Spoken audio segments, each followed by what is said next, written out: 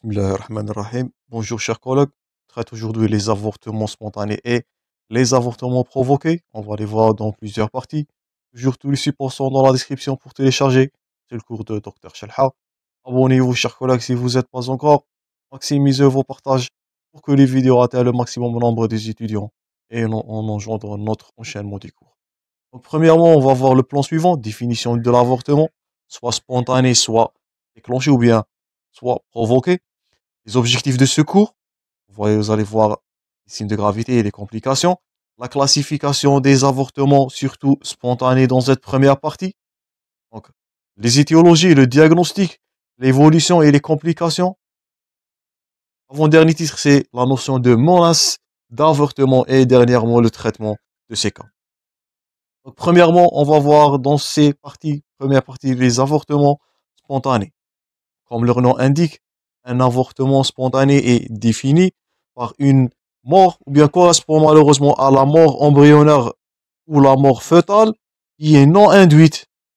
Faites attention, non induite ou une expulsion des produits de conception avant la 20e semaine. Pourquoi?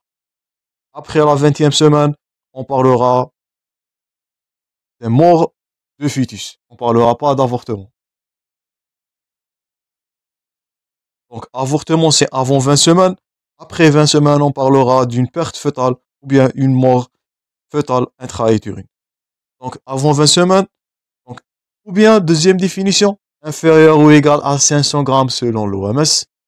Le poids donc, si on vous pose la question, un avortement, premièrement, toujours les notions de base sont à retenir. C'est la mort embryonnaire ou fœtale. Elle est non induite, première condition. Ou bien l'expulsion des produits de conception totale avant 20 semaines. Le poids du fœtus, il est inférieur ou égal à 500 grammes selon l'OMS. Et ce dernier, il peut augmenter le risque d'avortement spontané lors des grossesses ultérieures. Donc, le risque d'avortement, c'est la récidive, l'augmentation du risque aux prochaines grossesses. Et ça va jouer sur le côté psychologique. Imaginez-vous une femme qui a fait 3 avortements et après ça, elle va faire dans la 4e fois une mort intra-utérine. Donc, le rôle d'avortement et les complications, c'est généralement la récidive dans les grossesses ultérieures. Et là, ça peut donner une cause de stérilité ou bien une cause de non-conception. La mort fœtale ou l'expulsion des produits de conception ont plusieurs dénominations selon le terme, je répète. On dit qu'il s'agit d'un avortement, c'est la mort au fœtus ou l'expulsion des produits de conception, fœtus plus placenta avant 20 semaines. On dit qu'il s'agit deuxièmement une perte fœtale qui est tardive. Donc c'est pas un avortement, c'est perte fœtale. Donc c'est une mort du fœtus après 20 semaines d'aménorrhée. Donc c'est le terme qui décide. Et on dit qu'il s'agit d'un accouchement avant terme ou un accouchement prématuré. On va voir ça dans les prochains cours. Il s'agit d'une expulsion du fœtus donc, qui est vivant. Ça c'est prématurité. Donc c'est pas une mort utérine, mais c'est pas une mort intra-utérine et c'est pas un avortement. Donc, après 20 semaines jusqu'aux 36 et 6 jours, on parlera là d'un accouchement prématuré. Donc, je répète, avortement avant 20 semaines, après 20 semaines, perte fœtale, de 20 jusqu'aux 36 semaines. Si ce dernier il est vivant, donc on parlera d'un accouchement prématuré et pas une perte fœtale. Notez-vous bien, ces 3 grands titres sont souvent posés comme question d'examen. J'espère que vous allez différencier entre avortement selon le plan, ou selon le terme, je répète, qui va décider, qui va viser ces notions. Avortement, perte fœtale tardive et un accouchement avant terme ou un accouchement prématuré. Donc, les classifications deuxièmement des avortements. Donc, les avortements peuvent être classés, premièrement, les avortements précoces et tardifs. On dit qu'il s'agit d'un avortement précoce. C'est un avortement avant 12 semaines de gestation. Je vous jure, c'est inférieur à 20, vous notez ça. Et on dit qu'il s'agit d'un avortement tardif s'il s'agit d'une perte fœtale ou un avortement entre 12 et 20 semaines de gestation. Donc, premièrement, selon le terme, précoce et tardif. Deuxièmement, peut être classé par un avortement spontané et un avortement induit. Donc, un avortement spontané, notre intitulé aujourd'hui, c'est un avortement, je répète, qui est non provoqué, c'est pas thérapeutique. Le deuxième, l'avortement induit ou bien l'avortement provoqué, c'est une interruption de grossesse pour des raisons médicales ou pour un choix personnel. Nous allons voir ça dans la deuxième partie de ce cours où on va voir les avortements provoqués. Troisièmement, il s'agit d'un avortement thérapeutique. Donc c'est une interruption de grossesse. Pourquoi? Parce que la vie de la femme et sa santé est en danger. Donc si on a une contrainte entre la vie maternelle et la vie fœtale, on va choisir bien sûr la vie maternelle et on va faire un avortement qui est dit thérapeutique. Donc vous avez l'avortement précoce et tardif selon la gestationnelle, premier critère de diagnostic, si on vous pose la question. Donc les avortements peuvent être classés selon le titre ou bien l'âge gestationnel, premièrement. Selon le dernier qui est induit thérapeutique ou spontané, selon le geste. Et deuxièmement, ou bien troisièmement, l'avortement pourra être menacé ou inévitable dans certains des cas, malheureusement. On dit qu'il s'agit d'un avortement ou bien d'une menace d'avortement si la femme elle a des métrorragies qui se produisent avant 20 semaines d'aménorrhée, plutôt avant 20 semaines de grossesse, sans dilatation cervicale et indique qu'une fausse couche spontanée peut se produire.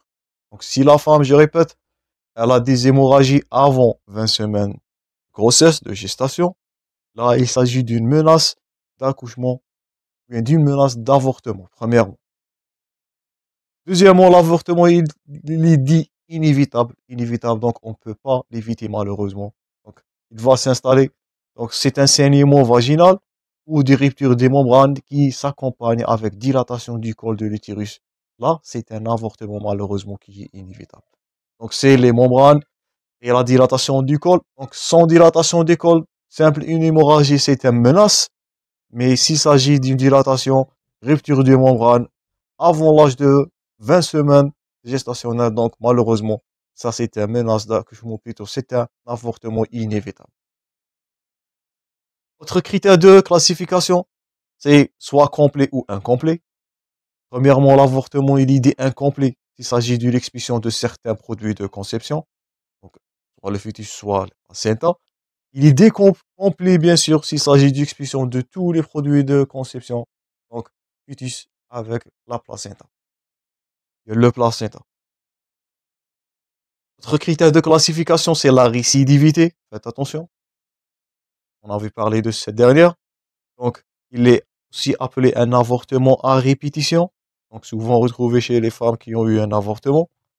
Donc, si on dit qu'il s'agit d'un avortement qui est récidivant, si la femme, elle a eu 3, ou bien 2 à 3 fausses couches spontanées consécutives. Donc là, on dit que cette femme, elle souffre d'un avortement récidivant ou bien d'un avortement à répétition. Et ça va jouer sur le rôle de la fertilité. Troisièmement, il y a d'autres critères. Un autre type d'avortement, c'est l'avortement manqué. Donc c'est une mort qui est non détectée d'un embryon ou d'un fœtus, qui n'est pas expulsé et qui n'entraîne pas un saignement.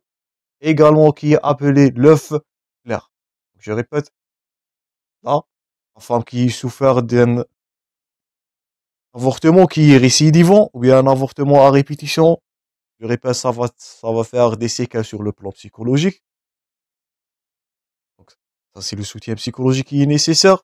Ça, c'est une grossesse. Je répète aussi, on peut classer les avortements selon l'âge gestationnel. Avant, précoce avant 12 semaines, tardif après 12 et moins à 20 semaines. Deuxième cas. Ça, ce que vous voyez à droite dans l'illustration, c'est l'œuf blanc, bien aussi appelé un avortement manqué. Donc, mort non détecté, un embryon ou le fœtus qui est non expulsé, il est appelé aussi l'œuf blanc. Ça, c'est un œuf blanc, donc vous voyez l'absence du fœtus à l'intérieur. Ou bien grossesse non embryonnaire, ou bien non embryon, ou perte d'embryon. Donc, ça, c'est un avortement non détecté. On associe à ce dernier un avortement manqué. Un autre type d'avortement, c'est l'avortement septique. Il est dû à une infection grave du contenu utérin pendant la grossesse ou bien pendant le temps avant ou après un avortement.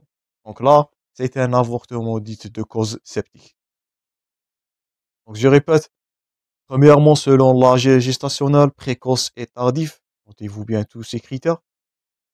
Deuxièmement, avortement spontané notre intitulé, un avortement induit ou clandestin, vous allez voir ça dans la partie suivante, une interruption thérapeutique dans un contexte médical, le menace d'avortement et l'avortement inévitable, la notion des ruptures de membrane et la dilatation des cols à rechercher toujours dans vos cas cliniques, un menace ou bien un avortement incomplet et complet, rien à expliquer là, récidivant, je répète, ça va jouer toujours sur le côté psychologique de la femme. Faites attention, ça c'est à indiquer dans votre conduite thérapeutique. Donc on dit qu'il s'agit d'un avortement récidivant. Donc s'il s'agit de 2 à 3 avortements consécutifs. Un avortement manqué ou la notion d'œuf clair ou bien la grossesse non embryonnaire et dernièrement l'avortement septique, il est dû bien sûr à une infection grave. Nous allons voir les infections, bien les grossesses et les infections prochainement. Maintenant, les objectifs. Donc, quels sont les objectifs qu'on va aborder dans cette première partie? Donc, comment définir les différents types d'avortements? Premièrement, connaître les étiologies des avortements spontanés dans cette partie. Prise en charge d'un avortement spontané et son évolution. Donc, il tend à aggraver, vous allez voir, surtout le risque septique. Et la prise en charge d'une menace d'avortement. Donc, je répète, un avortement inévitable, on peut rien faire. On peut faire la prise en charge. Faites attention dans vos cas cliniques et vos questions d'un menace d'avortement. S'il ne s'agit pas de dilatation de col et de rupture de membrane, on pourra faire, on pourra aider, on pourra faire notre conduite, notre prise en charge afin d'éviter cet avortement menaçant. Donc, ce sont les objectifs qu'on va aborder sur plusieurs parties. Vous êtes habitués à ça. Donc, on continuera très prochainement dans les avortements spontanés, leur étiologie et bien sûr leur prise en charge. Merci pour votre attention toujours, chers collègues. Au revoir très prochainement. Bon courage toujours et à la prochaine.